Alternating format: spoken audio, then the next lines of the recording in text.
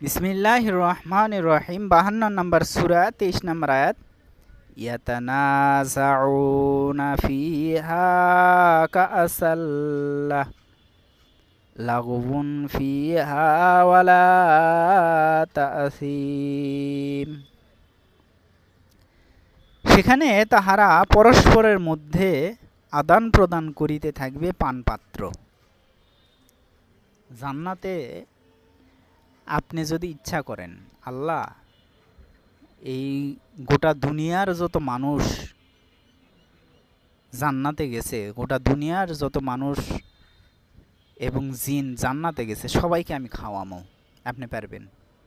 প্রত্যেকে ব্যক্তি সমস্ত জান্নাতীদেরকে খাওয়াতে পারবে। এত অগাধ সম্পদ আপনাকে দিবে। এরপরেও তারা সেখানে পানপাত্র আদান প্রদান করবে। কারণ কি জানেন? এটা একটা স্বভাব। আল্লাহু আকবার, আল্লাহু আকবার, আল্লাহু আকবার। মুমিনদের স্বভাব কি জানেন? মধুর মতো। আপনি কোনো জিনিস খাচ্ছেন, পাশ দিয়ে গেলে কোনো মুমিনের পক্ষে সম্ভব না আপনার দিবে না, না দিয়ে খাবে। এটা স্বভাব হতে পারে না, কোনো মুসলমানের মুমিনের হতে পারে না। ভেজাল থাকলে আলাদা কথা, কিন্তু কোনো মুমিন বান্দার পক্ষে এটা সম্ভব না। এরকম হতে পারে না। ওই আপনার খাবার জন্য ডাকবেই, দিবেই। একটা খেজুর হলে অর্ধেক দিয়ে খাবে, দিতেই হবে। তার ইমানের দাবি এটা। জান্নাতের মধ্যে আমি ইচ্ছা করলে গোটা দুনিয়ার সব মানুষকে খাওয়াতে পারি। দুনিয়ার সৃষ্টির থেকে শেষ পর্যন্ত সব মানুষকে, সব জিনকে খাওয়াতে পারি। কিন্তু এর পরেও আমি আর একটা ভাইকে খাওয়াবো, কারণ এটা আমার স্বভাবের মধ্যে ঢুকে আছে। আল্লাহু আকবার, আল্লাহু আকবার। আল্লাহুম্মা গফির লিল মুমিনিনা ওয়াল মুমিনাত। আল্লাহ সকল মুমিন পুরুষ এবং নারীদেরকে ক্ষমা করুন। আল্লাহুম্মা গফির লিল মুমিনিনা ওয়াল মুমিনাত।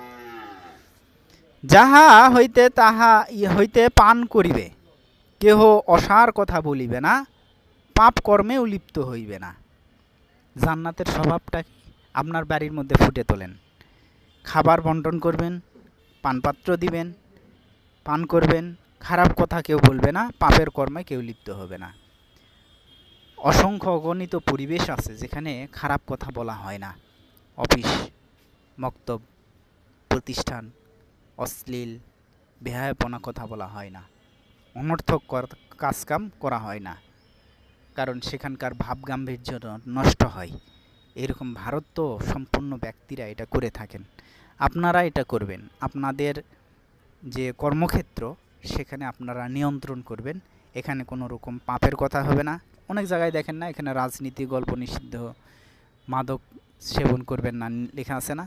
এরকমভাবে আপনারা জান্নাতের পরিবেশটা তৈরি করবেন। আল্লাহ রহম করবেন ইনশাআল্লাহ আপনাদের।